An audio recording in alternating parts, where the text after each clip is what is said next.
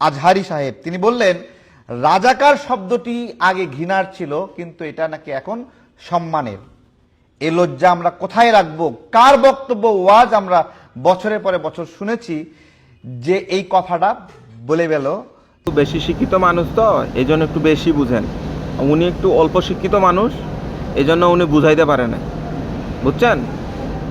আপনি তো মধু বিক্রেতা, আসলে এইরকম জিনিসটা হয়েছে যে তেলা পোকা যখন পাখি, বুঝছেন? আপনি মনে করতেছেন আপনি পাখি, কিন্তু আপনি তেলা পোকা, কথা বুঝছেন? আপনাকে বুঝতে হবে যে উনি কোন লেভেলে বলছে, কিভাবে বলছে, কি মিন করে বলছে, কথা বুঝছেন? আপনি হুদাই একটা ফালতু একটা কথা দিয়া কন্টেন্ট বানাইছেন, আর কন্টেন্ট বানাইয়া বলতেছেন আজহারি হুজুর আপনি এইটা বলছেন, আপনি ওইটা বলছেন। ননসেন্সের মতো কথা বললেন না, হ্যাঁ, ননসেন্সের মতো কথা বললেন না।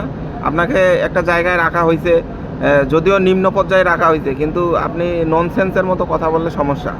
আপনাকে একটা কথা বুঝেন, কথা বুঝে তারপরে বললেন, কথা বুঝছেন? এই ননসেন্সের মতো কথা বইলা মানুষের কাছে ছোট হইয়েন না। আপনাকে কি বলছে? রাজাকার বলছে। আচ্ছা, আপনি কি রাজাকার? রাজাকার কে?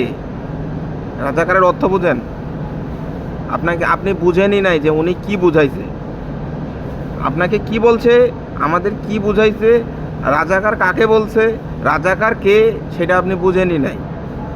এটা বোঝার জন্য যোগ্যতা লাগে, এটা আপনার নাই, কথা বুঝছেন? এটা রাজাকার কি বলছে এটা বুঝতে গেলে অনেক জ্ঞানের দরকার। আপনি যদি রাজাকার না হন আর আপনাকে যদি কেউ রাজাকার বলে, তাহলে সে অবশ্যই অস্বাভাবিক মানুষ বা অ্যাবনর্মাল মানুষ।